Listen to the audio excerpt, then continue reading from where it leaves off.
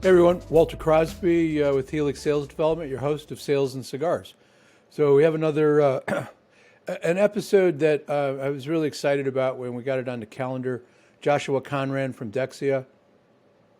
Joshua was a guest. He was probably one of the first 5 guests that we had going back about a year and a half ago. So Deksia has made some huge strides in the last year and a half since we've talked. They've had huge growth. We talk about that. We talk about the entrepreneurial journey.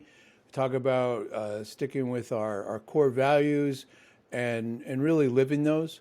So, if you're an entrepreneur and you're really, you get stuck sometimes, this is an inspirational podcast because it talks about the hard work that goes into it. It's not easy. We're taking risks. That's what it's all about. So go grab a cocktail, go grab a cigar, strap in for another fun episode of Sales and Cigars. Thanks. So, Mr. Conran, welcome back to the program. I appreciate you. I think you were our 3rd guest from in the original couple years Seems ago. about right. Is that about right? Is that how long it's been? It's been 92, episode 92 landed yesterday. So, I don't know. I don't want to do the math. 92 weeks. Seems almost year and a half. Yeah, it's almost a couple of years, right? Yeah, it's almost a couple of years. Yeah, you're right. Good job. So glad to be here. Thank you. And you were in the old school way where we just did recordings and nobody could see your cool barn and your kayaks and you smoking what are you smoking? I'm Helix? Smoking a Helix. Yeah. Yeah. I didn't actually realize we were recording. I would have put some prosthetics around and tidied up. Yeah, spruced up the joint. Got my cutout of the John Deere behind me. Yeah, no, I was trying to figure out what the one thing was, but I think it's part of your implement for the tractor. Over here. So, yeah, it's a snow blower up here in the Great White North. Well, it'll come in handy with all the ice that we're getting. So, why don't we start with, normally I ask a guest to talk about their journey as an entrepreneur. We've kind of covered that a little bit. People can go back and hear some of your story. But I think just in the last 16, 18 months, because you're president, managing partner in Deksia. So why don't we start there, talk a little bit about how much you guys have figured out, how much you've exploded in the last year or so. Because you've had some nice growth. Yeah, we have. It's I think the number is if you go back 36 months, I think it's 400%, something along those lines in the last 3 years. It's great. And we're on Inc. I couldn't tell you what number. I should be able to, but I can't. And for the EOS crowd, so instead of all the titles, I'm the integrator for Deksia, which has been great and a big part, I would say, of our success. I don't know how many EOS implemented companies you work for. I know a few of them, but it's been a game changer for us. We have a few that are EO members and that are running EOS, and we have some people that are running EOS that are not EO, members, because it's an operating system that's proven to work.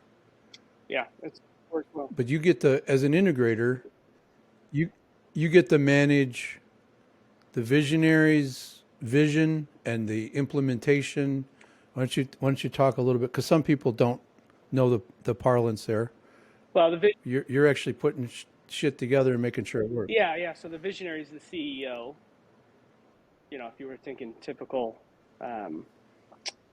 titles, and the integrator is the president. So the more of an operator, oversees the operations. So my responsibilities are the leadership team, running the weekly meetings for the leadership team, the P&L, the revenue center drivers for the organization. So my sales director reports directly to me. My we have it structured so we have a director of accounts that reports directly to me. They're responsible for client relationships, client retention, client growth, client satisfaction scores, things like that. Finance, operations, HR are all in the integrator's purview. So that's like 8 or 9 people that are direct reports? I think it is actually 7. And I wouldn't want to go any more Yeah, that's than that. close. I wasn't really counting. So, and you look at all those buckets, which one of those buckets are you most comfortable? Oh, operations. Operations is a very comfortable. Making sure. Interesting. Trains are So, on I mean, time. making sure that the things get done the way. What also comes with a fireman's hat every once in a while, you're putting out fires. Yeah, I do that. Less now than in the past, as we've grown a great team. We've had with that growth, we've had the opportunity to scoop up some great talent or attract some great talent during COVID.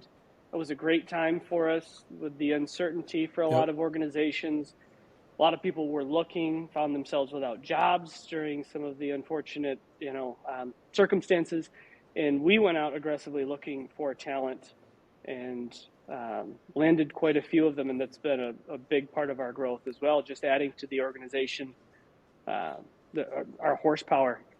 And then using the entrepreneur's operating system model to manage and structure all that growth. I don't know how entrepreneurs do it at a 400% clip over 3 years. And essentially, I mean, we're 100% last year. We're shooting for 100% this year. Without an operating system such as EOS to follow, I would be, I don't know, I'd be on the edge of frazzled.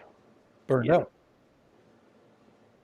Yeah, I think that's one of the bigger challenges, and that's why Gino created that, is to allow a company to have computer works with an operating system, right? And it can function at a high level, and businesses typically struggle when they don't have that structure to operate in. Call it a system, call it an operating system, call it a structure, whatever, but you have to have all those and move all those pieces together. Operations and finance, sales, the HR component, right? Because you stepped on the gas during COVID, with HR, right? You picked up business from a revenue perspective during that. You built structure so that you could continue to move forward. You spent money in a way that allows you to grow today, tomorrow, because of the things that you did over the last couple of years, and you had a roadmap to do it. Yeah, And you have a roadmap going forward too. yes, and we started hitting EOS hard probably 2019, 2020. I'd been implementing it myself, self-implementing, which is not something I recommend unless you're just doing it to get to a point to where you can bring in an actual implementer. That's worth the value. But that was like 2019, and then I think, when we first engaged with you, Walter, that was 2019 or 2020, wasn't it? I think it was, it had to be 19 because it was pre-COVID Pre-COVID, business. so it's 2019. Because I was in your cool little building without a mask. Right. So yeah, that's about the Yeah. time where we were building the infrastructure. We were putting systems and processes in place, sales systems and processes, which Helix was helping us with. Figuring out what we were actually selling, the value we were actually offering, and how to communicate that. And then we went into COVID, and like everybody else, didn't know what we were doing. We were kind of making up the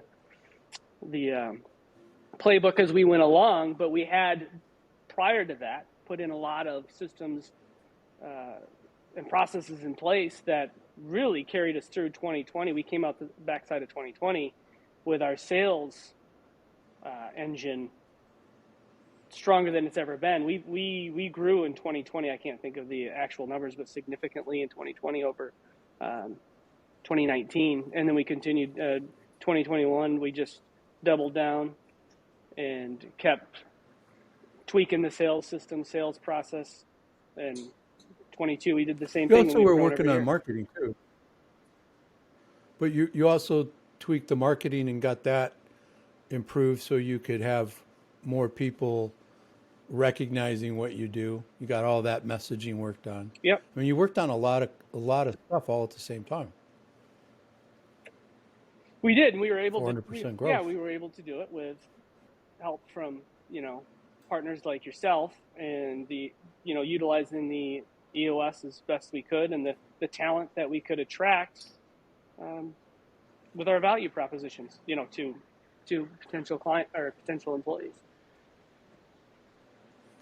So, and I think, I mean, it's a great story. I love to see these entrepreneurial organizations keep taking those steps forward, right? And it's a lot of things, right? You're working the system, and it's just a lot of things. But it's hard work. But you're clear about what it is that you're trying to do. You're clear about what those metrics are that you have to hit, and it's not 20. It's one or two things that you need to be able to hit in each one of those departments. When you have your operations L10 or your sales L10 or your Hmm. leadership L10, you got a really tight Yeah, scorecard. every one of them's just And got a few. I think that's that's got to be, to me, when I step back and look at EOS, I think that's one of the things that is really, really super clear about why it's successful, is that there's not a lot of gray area. We agreed that this was the metric. Now we can change the metric, but we agreed that this is what it is that we're going to look at, and we're going to move forward and track that and make sure we're moving that needle. And as a group, you keep trying to help each other be successful with whatever department that is. Yeah, and we keep And I investing think in that's, and growing it and tweaking it. And one of the things, actually, Aaron, the CEO, visionary of it, he put it the other day, I thought was fairly slick, was we're always striving for clean and neat. A lot of people like neat and orderly, systems, processes for it to be comfortable.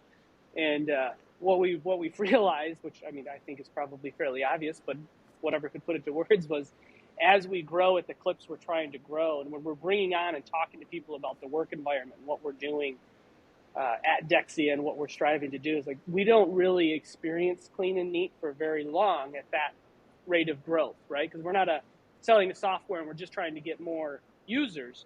We're bringing in clients and we're offering services, and we need talent to provide a lot of those services. So we're growing systems and processes and products, and then an added dimension to that in marketing trails along with technology and trends is constantly changing as well. So you're always updating. We're always growing, looking for what our clients need and how we can innovate for that, and and obviously also for ourselves. So as you go, the operating system does offer focus, but you're always going to be uncomfortable in that to grow, you're stretching some muscles somewhere all the time. So it's kind of like going to the gym. Get used to it. yeah, going to the gym is an analogy that I heard that makes a lot of sense. But the other one that I've heard about, because growth is uncomfortable and sometimes it's painful.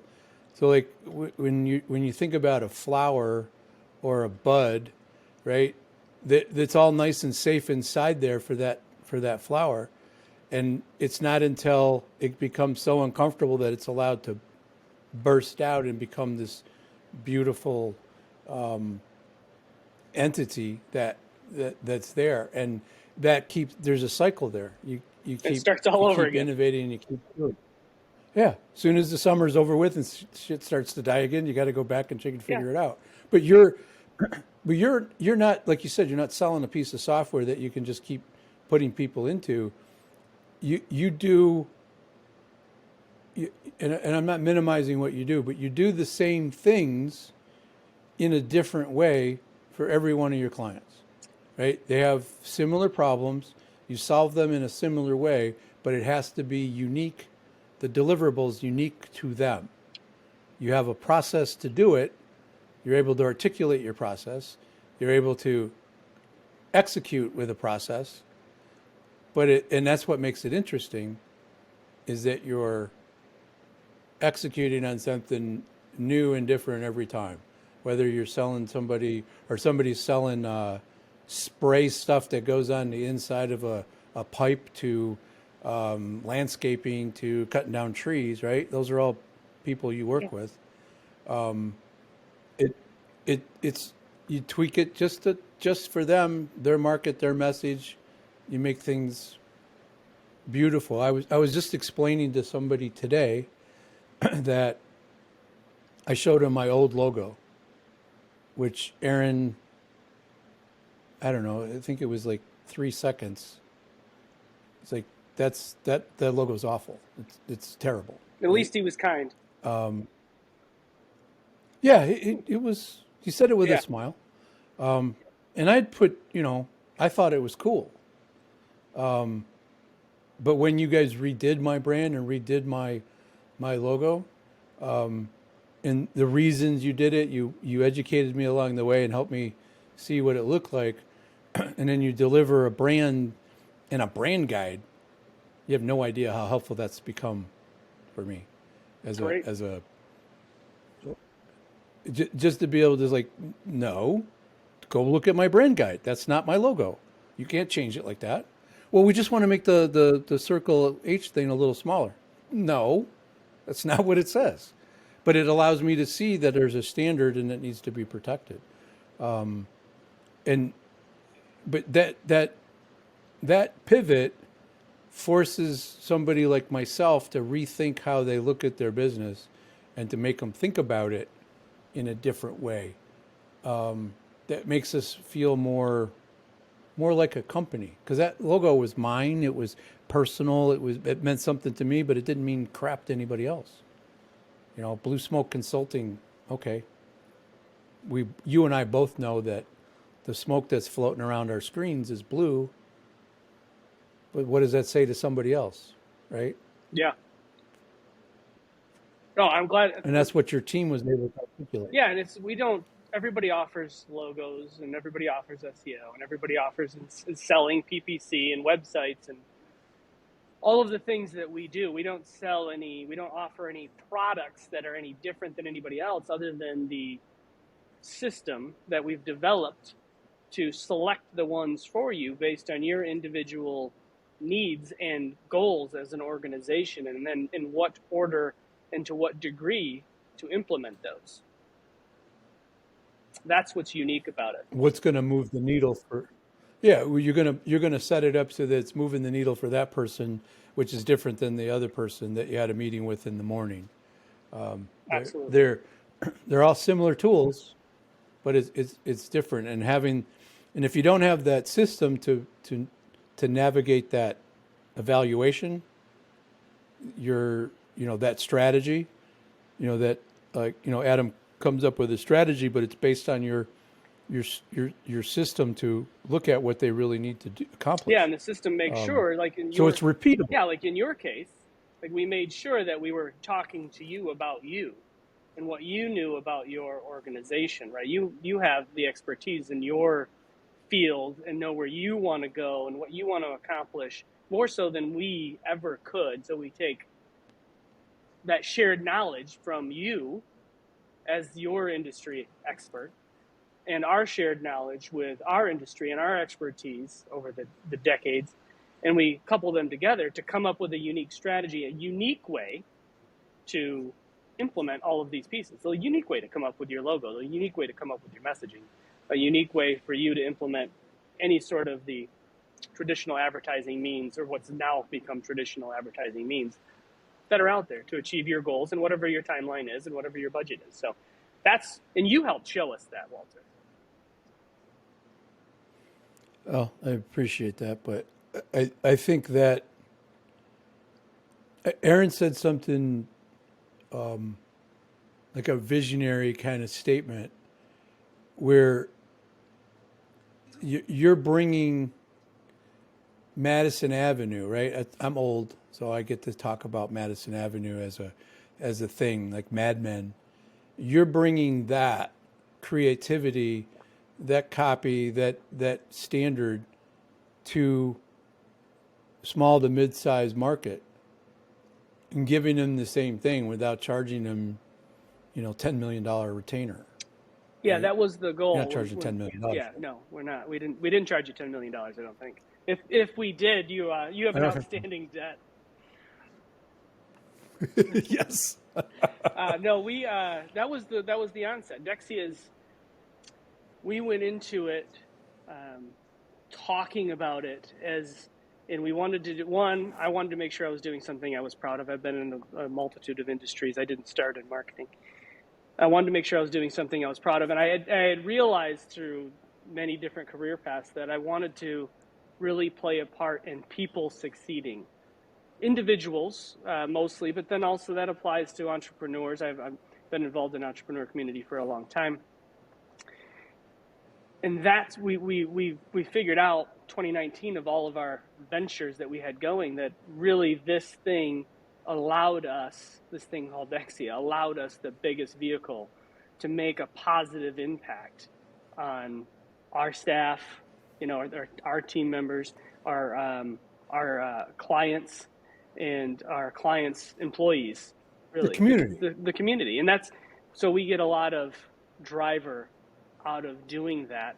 And by bringing a service from Madison Avenue, as you put it, that because the way that we do our system isn't entirely unique, but it's pretty unique to small to medium-sized businesses in that one organization doesn't generally offer a comprehensive service like that. You have a marketing director if you are large enough. Otherwise, you're just a CEO or entrepreneur that has to manage your own marketing, and you're figuring out a direction, and you're saying, okay, somebody go over here and get a digital advertiser, and maybe that digital advertiser does Google and maybe some SEO work, but then you need a web designer and a web developer, and maybe that's the same organization, maybe it isn't, but then you need photo and video, which is someplace else, and all of these other, print, all of these other services, and they don't necessarily play well in the sandbox. They're not playing out of the same playbook. They're not using the same information to move ahead. All of them have some sort of onboarding for you, but they're not all talking to each other and working off of, the best they got is to work off of your brand guidelines if you have one. But they don't have, Which most of us don't. One strategic creative agency, which is one of the uniques that Deksia touts we have, is that we take that strategy, that combined, shared knowledge, and we put together a strategy, but we're also creative. So we add a little bit of science to the creative process in that we're making sure that we're using key performance indicators. We have planned accountability, which is also rare for our industry at the level that we serve our clients, right, at small to medium-sized businesses, is we're scheduling in advance, monthly, every 4 to 6 weeks, what we call a pulse meeting with our clients that's structured. They can put their issues on there. We will address the issues. We come out with accountability. Our clients also come out with accountability, what they need to do, what we need to do to achieve this common goal that we share. And with those three things, we've really seen a lot of growth and a lot of impact. And it's been a lot of fun, as well as there's been a lot of pain and stretching in the growth, as you had said earlier. But if you're not experiencing pain and uncomfortableness, right? It doesn't have to be like you're bleeding and going to die, but it's uncomfortableness. If you're not experiencing that, you're not pushing hard enough, in my not so humble opinion. And one of the things I picked up from you and Aaron and the team, frankly, is this entrepreneurial spirit and that idea of community and helping, because you're helping entrepreneurs, which are people, right? They're people first that have dreams and visions. But if they realize their dream and vision through something that you're doing, then you're actually helping not just them, but all of their people, their staff, their employees, all of their vendors, all of the people that they go buy lunch with, that whole community. that extends. And you're purposefully, I mean, I've been in your L10s where you guys have talked about that. It's on your VTO. It's a real thing that you talk about it much deeper than I do, because I'll reference, I want to get paid in for services, right? That's part of what we do. But the joy that keeps me going isn't the check as much as it is watching somebody like, oh, get it. So when right before this podcast recording started, you signed in when I was talking to a salesperson, and she was like, I have a problem I need to talk to you about. And, with a series of 8 questions, I helped her see that she already knew the answer, right? And she knew what to do. She just needed that oomph, that little confidence. Mm-hmm. And to me, that's awesome, right? 1, because she picked up the phone and called. 2, that she really knew the answer. She just needed to be, affirmation of what she had already knew, because we've talked about it. And she knew it was the right thing. She just wasn't, she just needed that little push, like, just go do what you know to do. And to me, that's like, that's a huge milestone in the matter of 90 days, where she's buying in and believing in what she's been being taught by their CEO, and by me helping her see some of these things, looking at the world differently. That to me is fun, and you're taking that to 3 or 4 levels higher than what I'm doing. So kudos. We may be having the same to you and the effect. Deksia team. Same effect, maybe different measurables. Yeah, and we live by it, and it does work. And I would be remiss to say that we've experienced all of the growth strictly organically. I don't want to give off the wrong impression. We've done a couple of strategic acquisitions and mergers in there as well, and we're continuing to look at more. So we have a multi-pronged growth strategy with client retention, client growth, acquisition, and inbound sales through our marketing channels, and then outbound through our sales department, business development executives. So that's why Aaron's kind of like Jack Welch, right? He's kind of buying this group over here, buying this put over here, and then it's like, all right, Josh, go integrate these people into our little world and make sure that they fit. It's a real thing, and I think that's part of it. But getting to that level where you can go out and make acquisitions and bring those people in and take that on, that's a different level in and of itself. So, like I said, kudos. So let's. I've got one question before I want to pivot. Yeah. I'm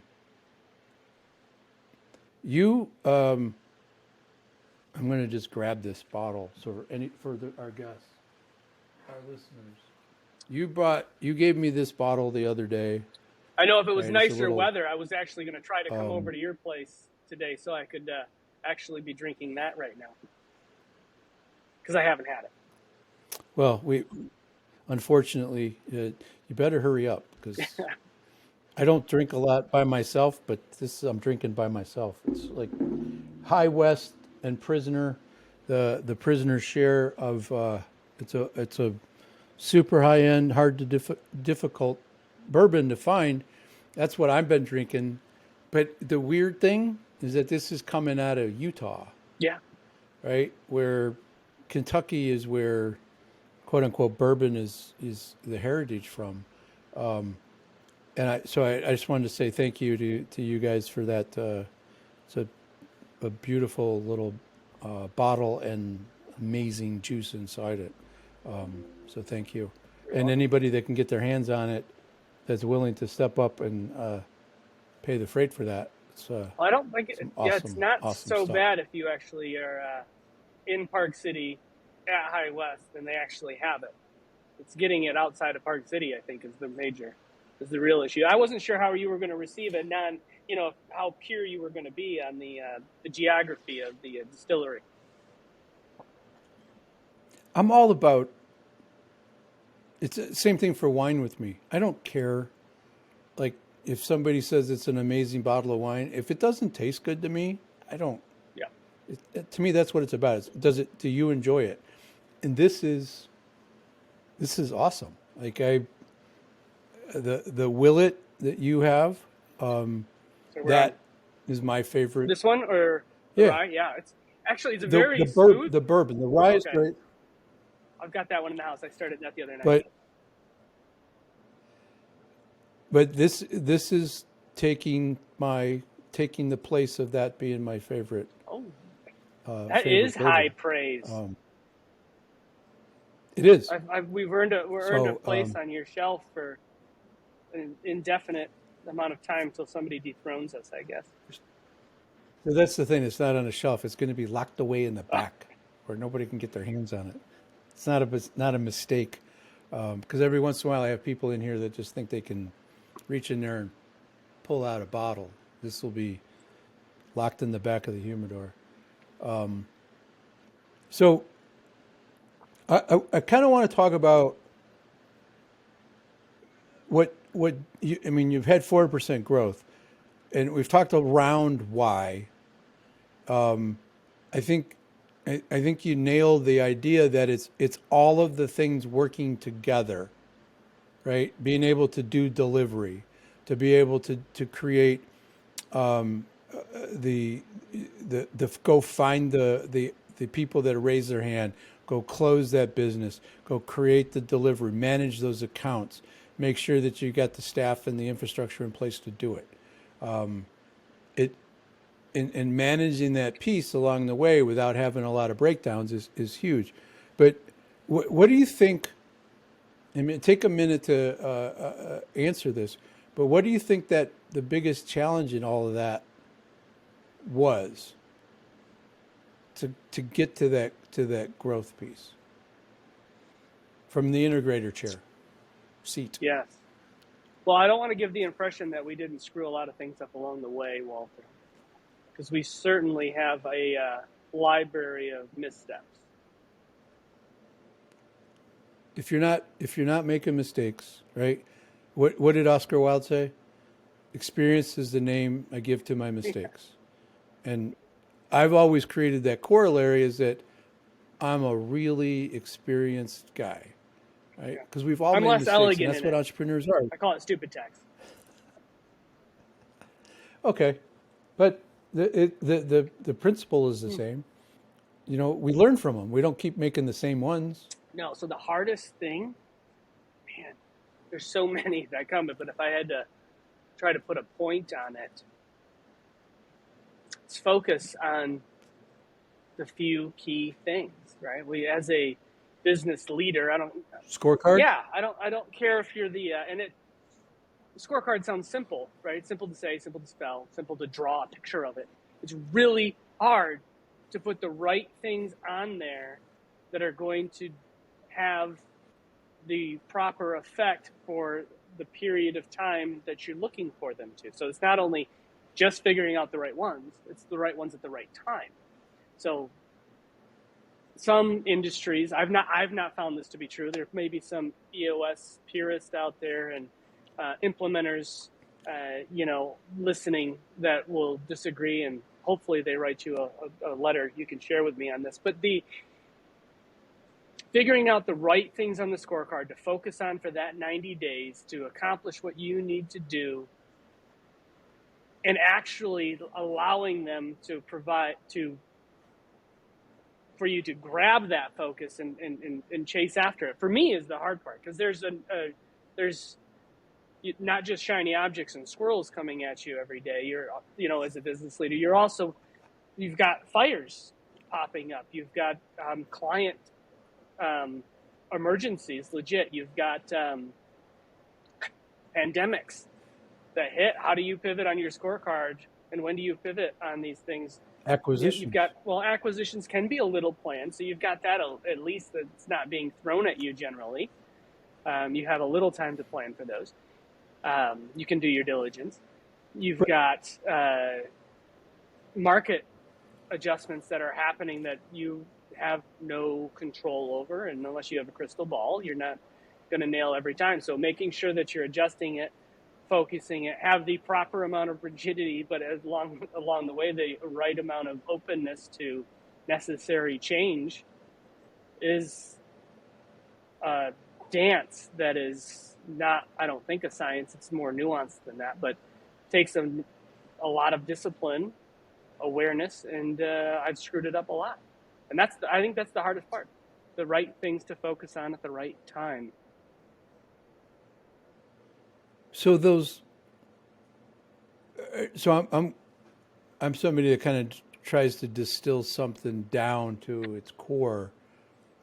So what that happens at a quarterly with Ken for you, or your implementer, not your implementer. Yeah, your implementer. Yeah, Ken Bogard. Right.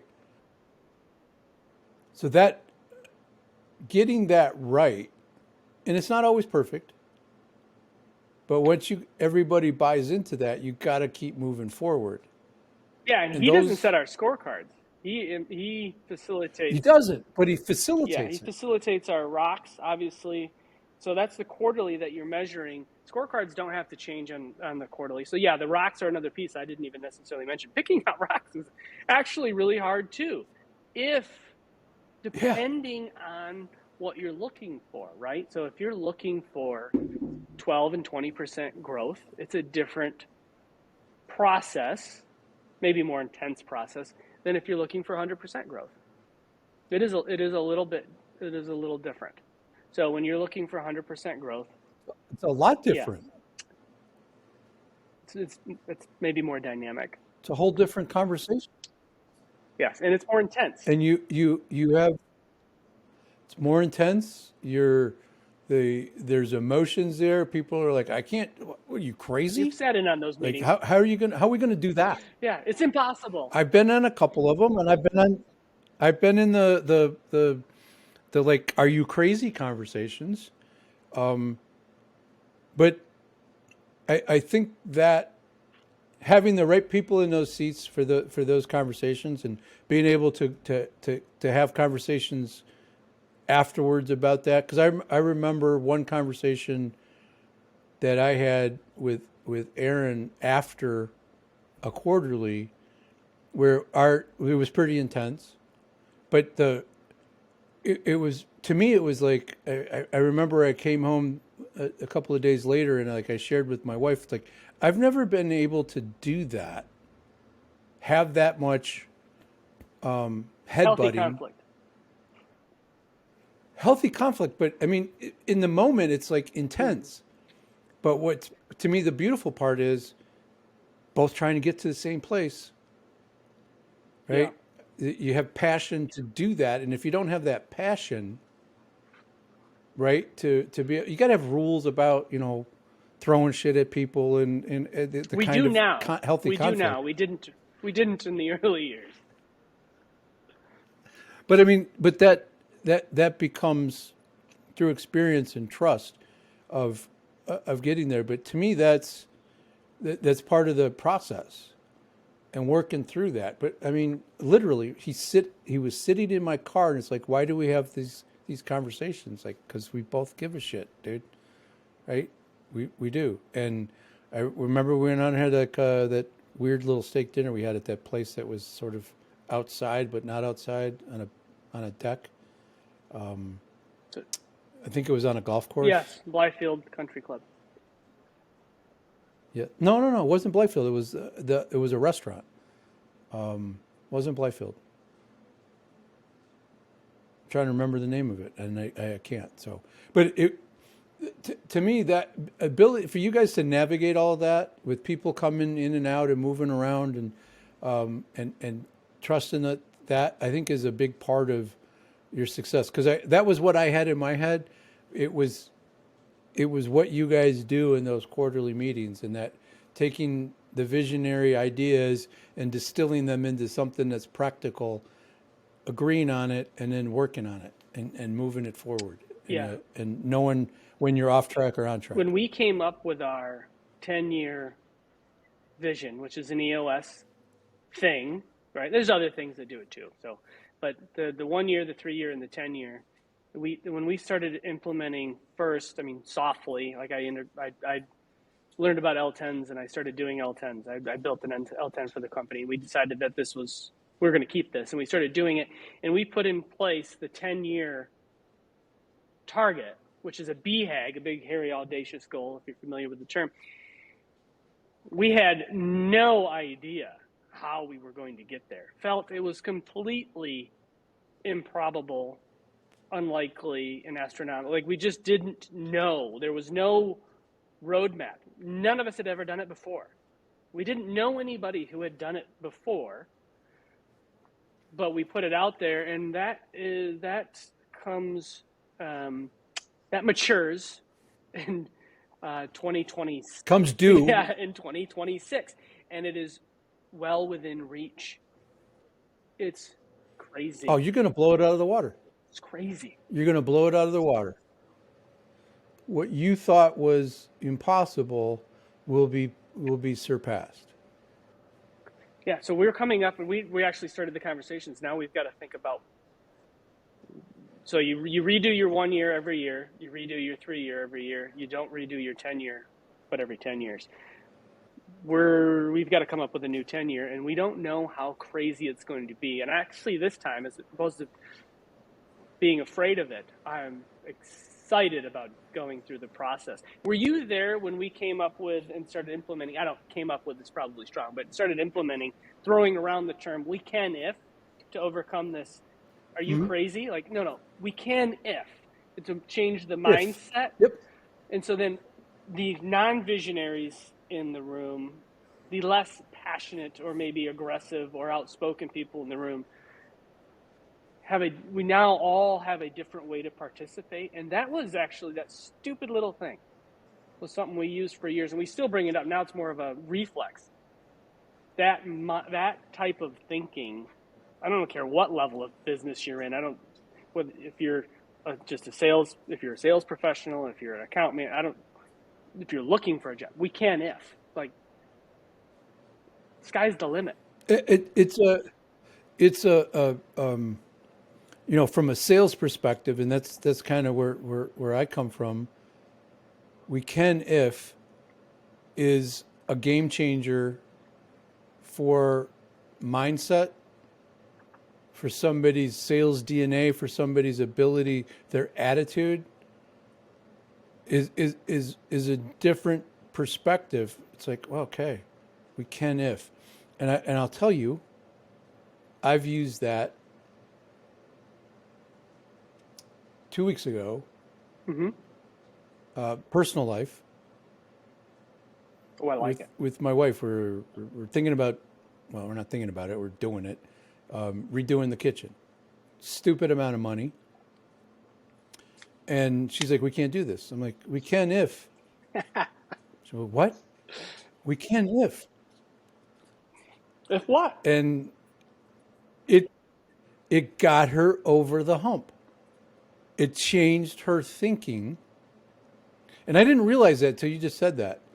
It came out of my mouth, and you guys get credit for that.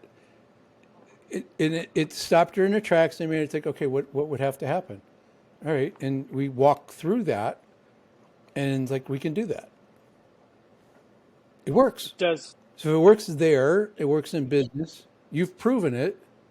So I mean, that might be the gold little nugget at 42 minutes and 49 seconds into this conversation that can change the game for some other entrepreneur out there. That is something you can literally implement right now. It's so simple. It brings everybody to like the same place, the same mindset, and it allows different people to come up with solutions that maybe they're normally not apt to do for whatever reason, right? I use it all the time. Even I use it on myself. Before I go into like, oh shit, no, hold on. We can if we had 2 staff members here. Okay, we can't get 2 staff members. We can, talent's impossible. We couldn't have them onboarded in time. We can't afford them. Okay, but we can if. Oh, we can if we get somebody who shares our values, is, fractional or part-time, and is already a current expert in the field. Okay, now we know who we're looking for, and we have some ideas. Okay, we can't find them. All right, we can if. Where do we look? You just run through it. It's simple. It borders on NLP, neuro linguistic programming, right?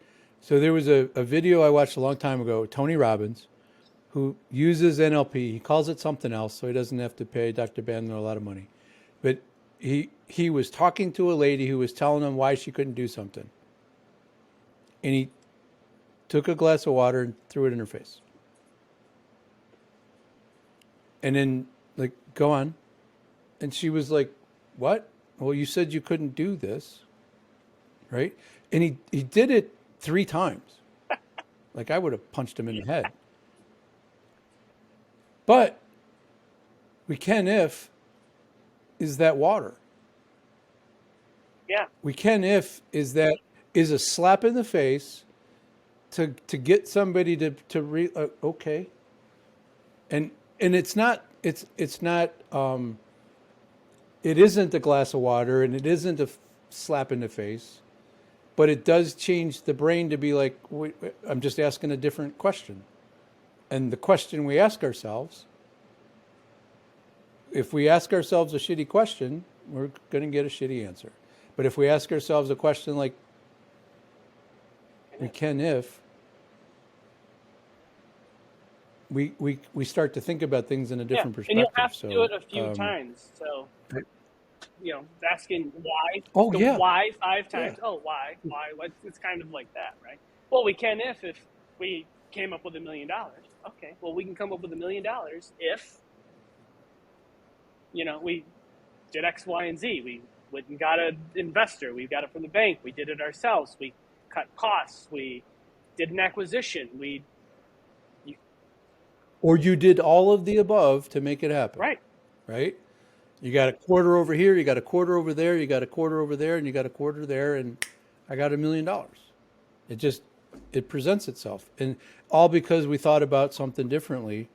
And I think that's I think that's something that from an entrepreneurial perspective, you could crystallize what you've done. You could do a talk about that as to how you went about getting the 400% growth in a short period of time. Right? Maybe you don't do the talk. Maybe Aaron that might have been the catalyst for it. Like just that simple mind shift. Now, there's a lot. I don't want to oversell this. There's a lot of rocks and scorecard numbers that come out of that. We can if, right? Oh, it's not easy. Nobody said it's easy. Right, you might want to edit this out of your video, Walter. I know how you feel about it. So that's an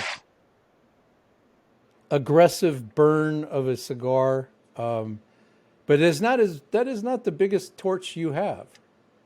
No, it's just the most practical one I have within reach. Because it's icy and you don't want to go out to the truck to get your proper. So we don't recommend that for cigar smokers to go get a propane torch to blow up your cigar, because what the flame it's called is the what Burns-O-Matic.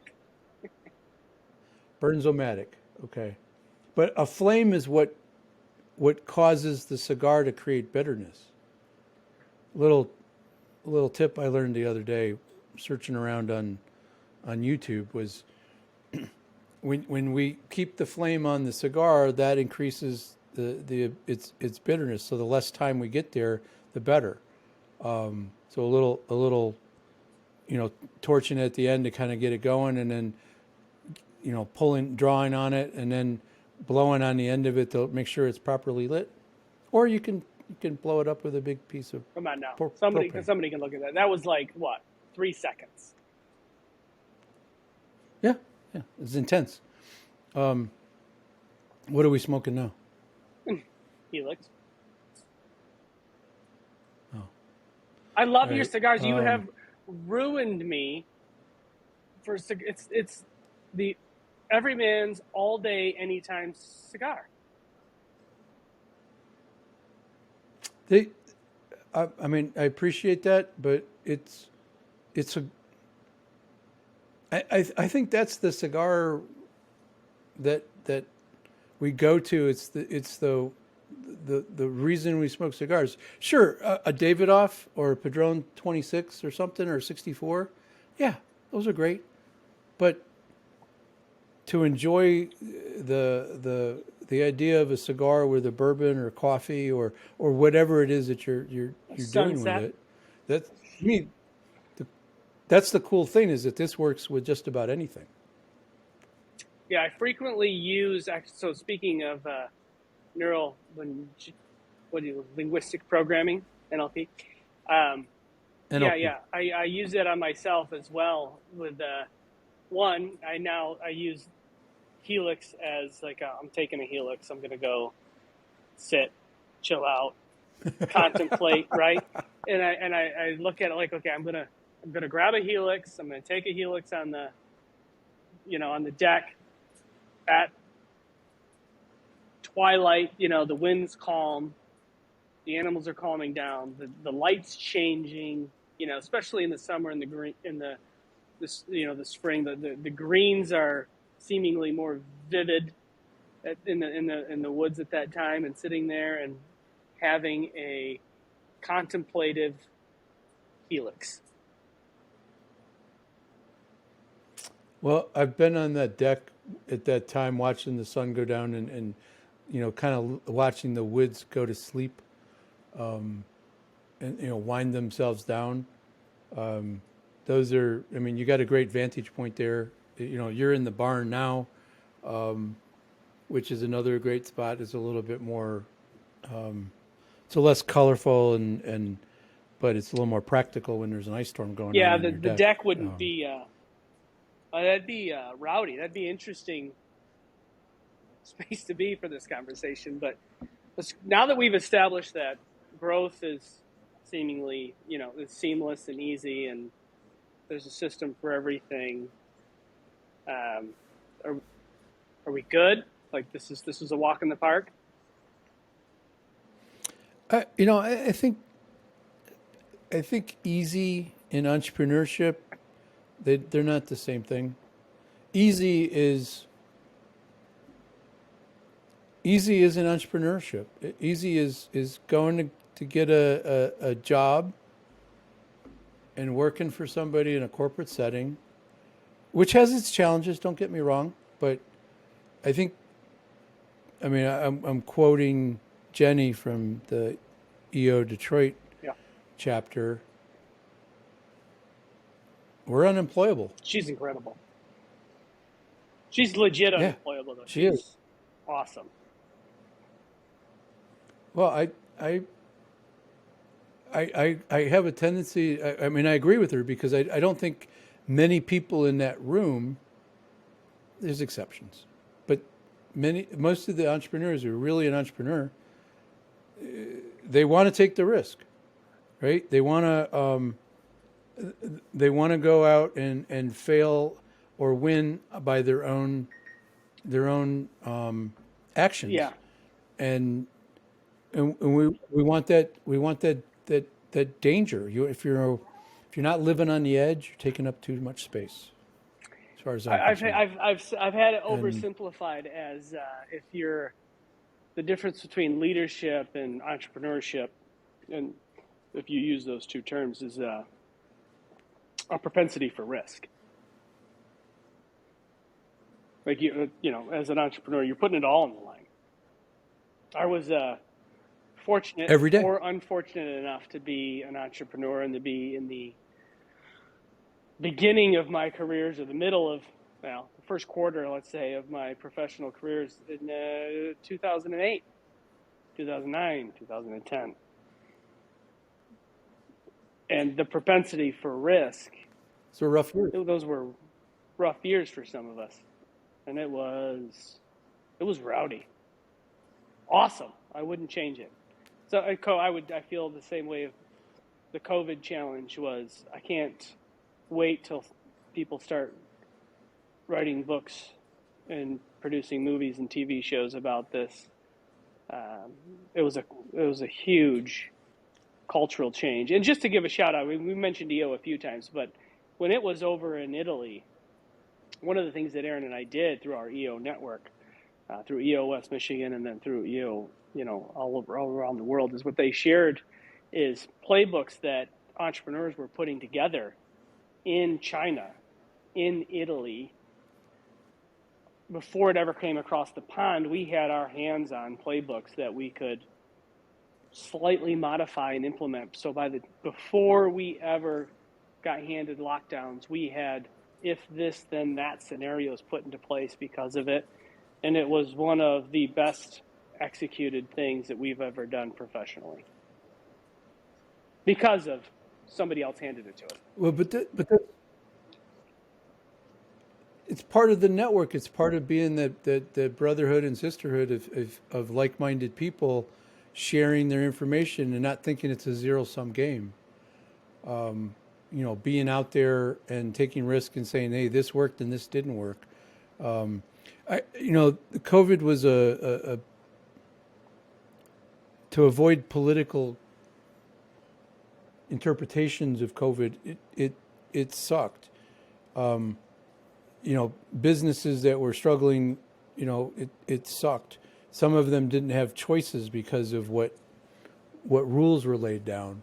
But I think the ones to me that, like, my daughter graduated high school with a drive-through graduation process. Instead of being at the Detroit Opera House and having this beautiful setting, we're in a parking lot driving through with her we couldn't even get out of the car, right? Her first year in college, her classes were all Zooms. And those professors could barely teach when they're in a classroom, let alone, in a Zoom. Because, she's like, they don't seem like they want to be there. Well, I'm sure the college has provided you a discount for her tuition. Oh, God. Yeah, that was funny when I brought that up. Okay. Like, they're not going to classes. You're requiring them to stay in the dorm, right? It was a beautiful thing where she's like, "Hey, Dad, I think I might have COVID. I need to go get tested." And I'm like, "Okay, got to do what you need to do because you have a roommate. Let's think about how we get tested. You can go to CVS, get tested, and then we can decide how we handle this, right? We can get you a hotel room. You can come home. You can stay in the room, right? But we'll decide what's right. Or you can go get tested through the university, and then you'll do what they tell you to do." So she opted for the latter. So she got tested. She was positive. She told her roommate. Roommate was fine. But 20 minutes later, they were picking her up and taking her to a dorm that was like she was in the new one, right? Beautiful, everything was wonderful.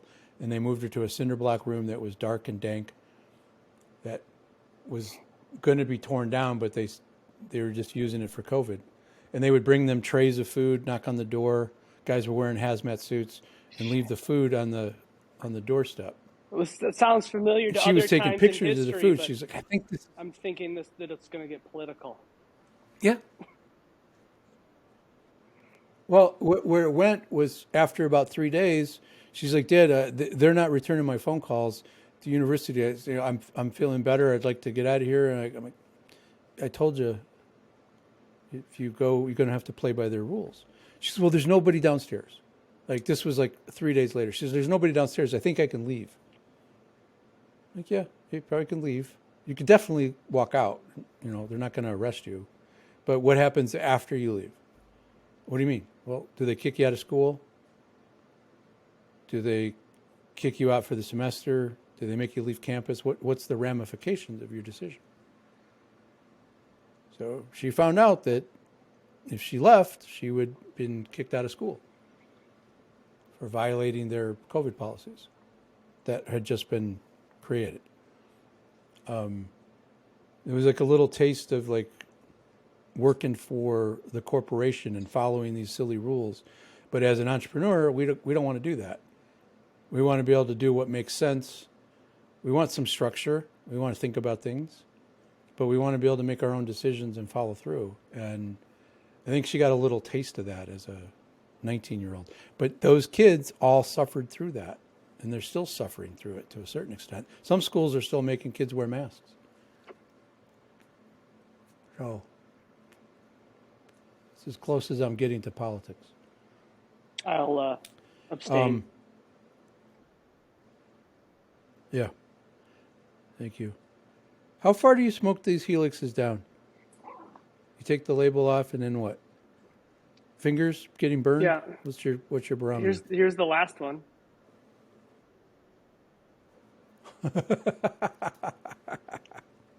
All right. So let's kind of land here.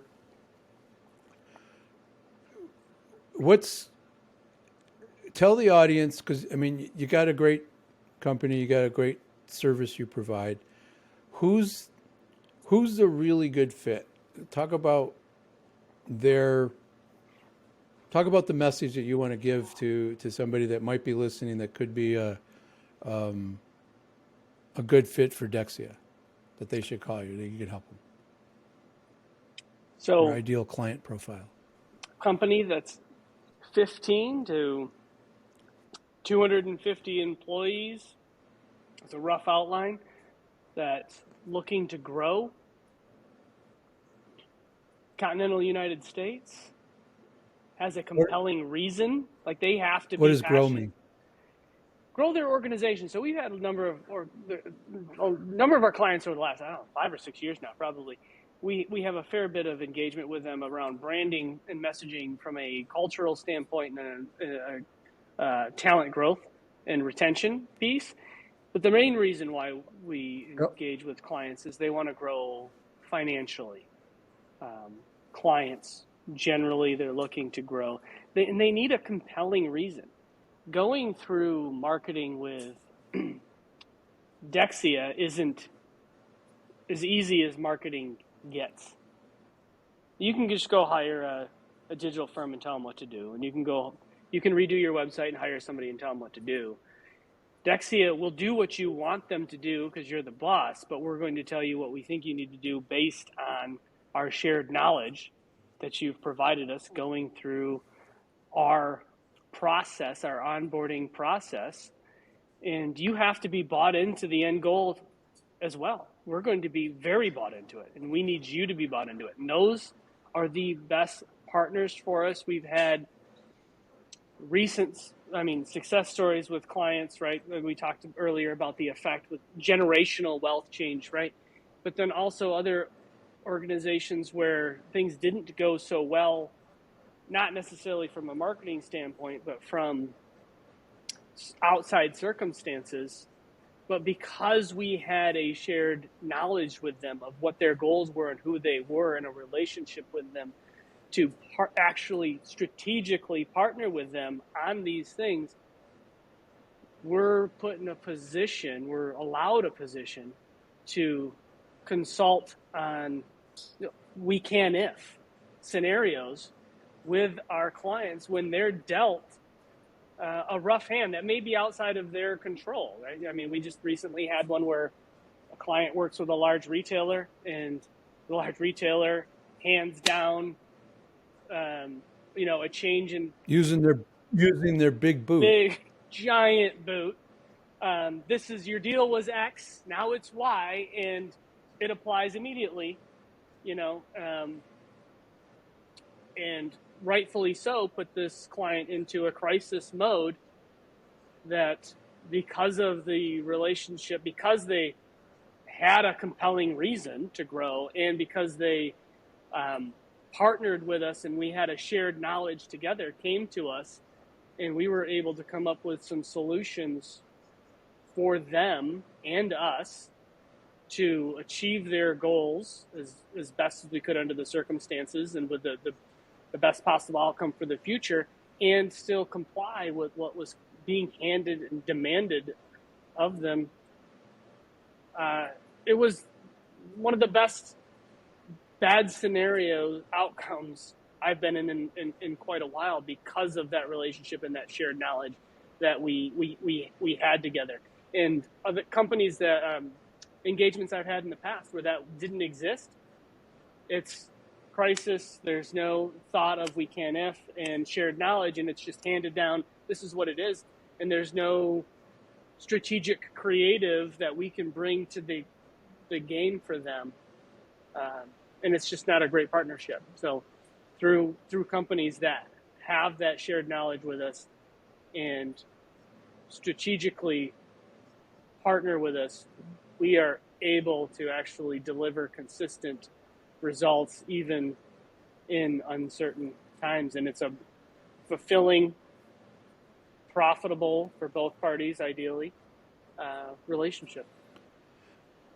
I mean, I know I know a little bit about that situation you're talking about. So without giving away the details, you had a client that was handed a shit sandwich. Yeah. That came to you and said, I need to pivot and stop doing these things quickly. And you were able to say, give us 24 hours to come up with an idea, not because you were trying to just save your account, but you were trying to save their strategy and help them achieve their goals, even though they had to dine on a shit sandwich for a short period of time. Yeah. So it's that there's a level of commitment there that you have when you really truly partner with somebody, that there's this relationship, and I think that particular company will be a Deksia client for an incredibly long time because you helped him solve a real problem that he didn't think was solvable. Yeah, that's where I started with it too, Walter. Well, maybe not started there, but towards the end, There's a little panic. Yeah, but yeah, oh yeah. I mean, it was a big deal. It was huge numbers that we were dealing with, percentage-wise, for them and for us.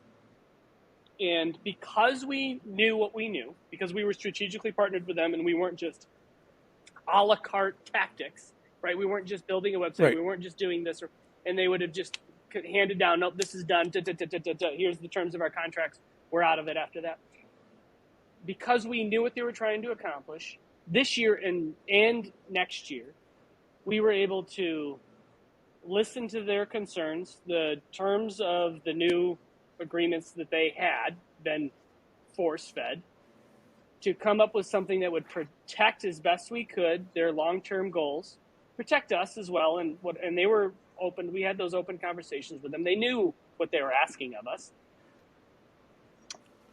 That we came up with a best case scenario with our team and theirs. I couldn't be prouder or happier with it for the bad scenario that it was.